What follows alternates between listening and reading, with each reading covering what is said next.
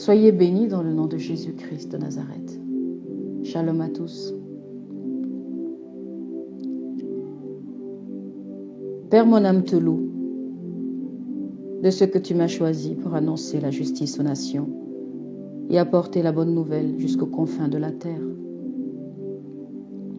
Oui, Seigneur. Merci pour la grâce, merci pour les auditeurs dans le nom de Jésus. Bien-aimé, le thème de ce matin, la régénération des disciples de Dieu. Nous sommes tous disciples de Dieu. Que son nom soit glorifié.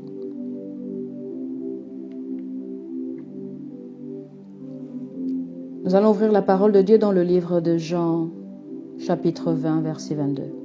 Je lis la parole de Dieu dans le nom de Jésus-Christ. Après ces paroles, il souffla sur eux et leur dit, recevez le Saint-Esprit. Que Dieu bénisse sa parole. Le don du Saint-Esprit que Jésus accorda à ses disciples, l'Église,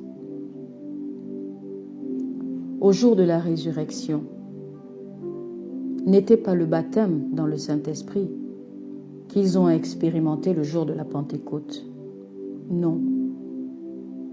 Église de Dieu, disciples de Dieu, envoyés de Dieu, mis à part. Le livre de Actes, chapitre 1er au verset 5, Actes chapitre 2 au verset 4, nous enseigne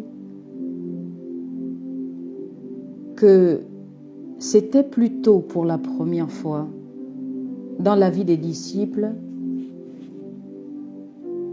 une transmission de la présence la présence régénératrice de l'Esprit et de la vie nouvelle provenant du Christ ressuscité.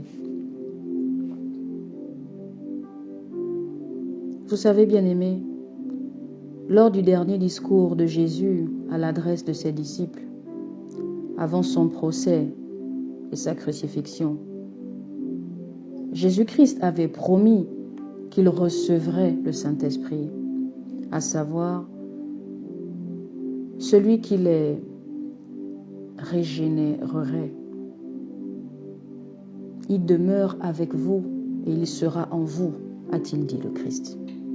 Jean 14, verset 17. Jésus accomplit donc aujourd'hui sa promesse. Alléluia. L'expression « il souffla sur eux » laisse suggérer que le chapitre 20 au verset 22 que nous avons partagé fait référence à la régénération. Oui, le mot grec qui signifie souffler, emphusao. Oui, c'est le même verbe utilisé dans les Septante, la traduction grecque de l'Ancien Testament, dans la Genèse au chapitre 2 au verset 7, où il y est dit que Dieu souffla dans ses narines, celle d'Adam, un souffle de vie, et l'homme devint un être vivant. Alléluia. On retrouve ce même verbe dans Ézéchiel chapitre 37 verset 9.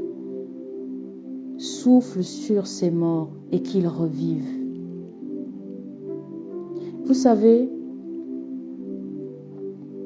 Jean utilise ce verbe afin d'indiquer que Jésus donnait l'esprit pour apporter la vie et une nouvelle création. Écoutez, bien-aimés, tout comme Dieu avait soufflé dans l'homme physique le souffle de vie pour qu'il devienne une nouvelle créature. Genèse chapitre 2 verset 7. Ainsi Jésus souffla spirituellement sur ses disciples et ils devinrent de nouvelles créations. Alléluia.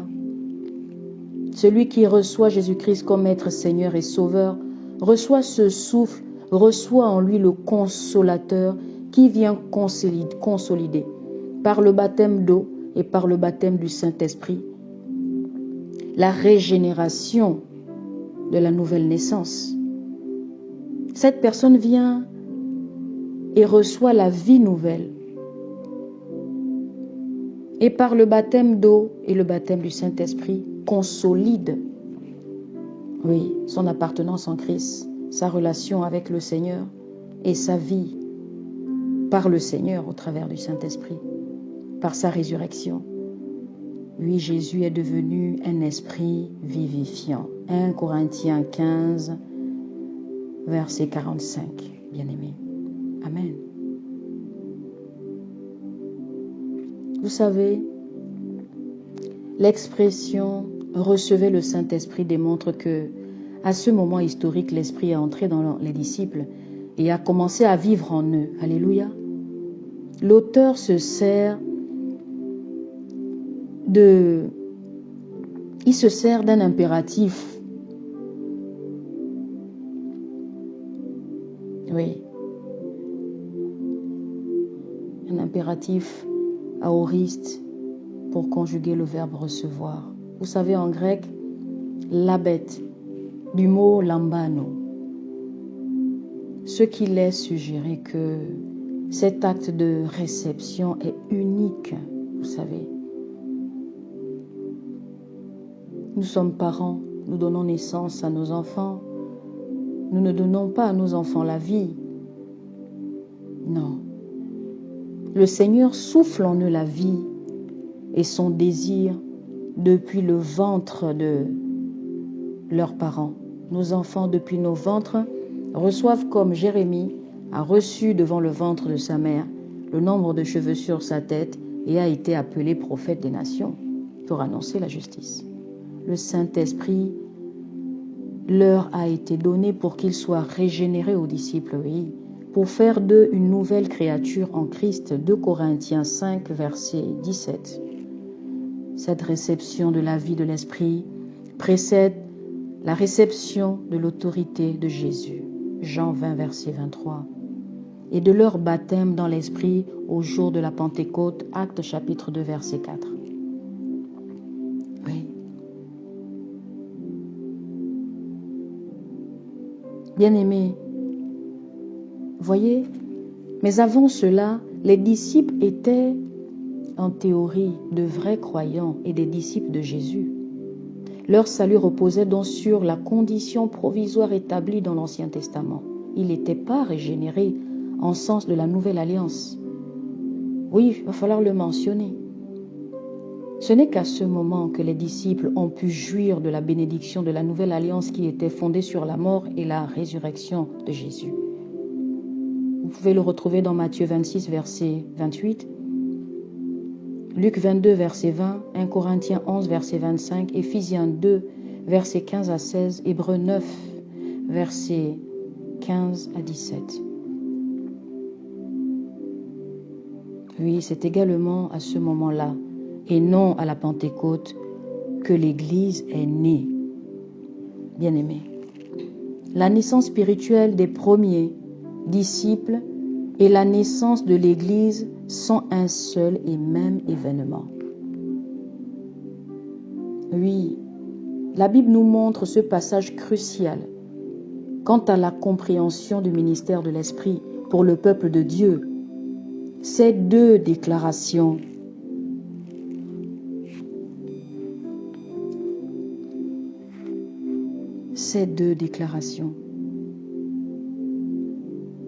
sont vraies. Les disciples ont reçu l'Esprit. Bien-aimés, ce passage est crucial quant à la compréhension du ministère de l'Esprit pour le peuple de Dieu. Ces deux déclarations sont vraies. Premièrement, les disciples ont reçu l'Esprit, c'est-à-dire qu'ils ont été remplis et régénérés par le Saint-Esprit avant la Pentecôte. 2. Le déversement de l'Esprit, dont il est fait mention dans Actes chapitre 2, verset 4, a été une expérience subséquente à leur régénération par l'Esprit. Et leur baptême dans l'Esprit à la Pentecôte était donc une deuxième expérience et une œuvre distincte de l'Esprit en eux. Alléluia. 3. Ces deux œuvres distinctes de l'Esprit dans la vie des disciples de Jésus. sont bien normatifs pour tous les chrétiens.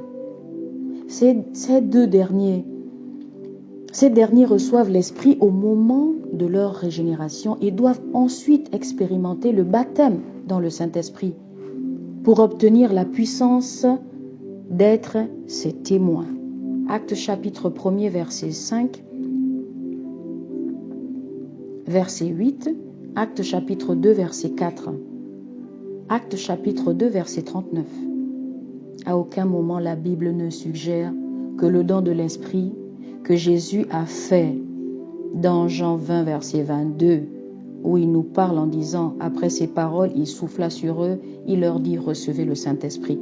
À aucun moment la Bible suggère que le don de l'Esprit que Jésus a fait n'était simplement qu'une prophétie symbolique de la venue de l'Esprit à la Pentecôte, l'utilisation de l'impératif aoriste, oui, pour le verbe recevoir, indique une simultanéité d'action à un endroit précis de ce qui s'est passé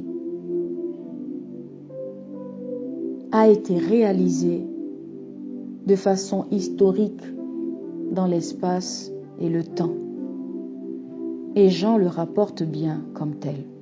Alléluia. Vous savez, bien-aimés, nous sommes porteurs de la parole de Dieu vivante sur des tables de chair. Toi qui m'entends ce matin, qu'importe ta provenance, qu'importe ton passé, Dieu attend ta prière. Oui, prière qui est la solution de ton cœur. Et il ne te demandera rien du tout, juste ton cœur. Et ouvre ton cœur, fais acte de foi, prie-le avec vérité et repentance.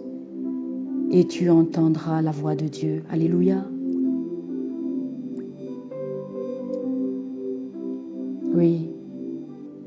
Prie-le avec vérité et repentance. Et tu entendras sa voix, la voix de Dieu vivant, la voix du Christ au travers le Saint-Esprit. Que Dieu bénisse sa parole. Soyez bénis.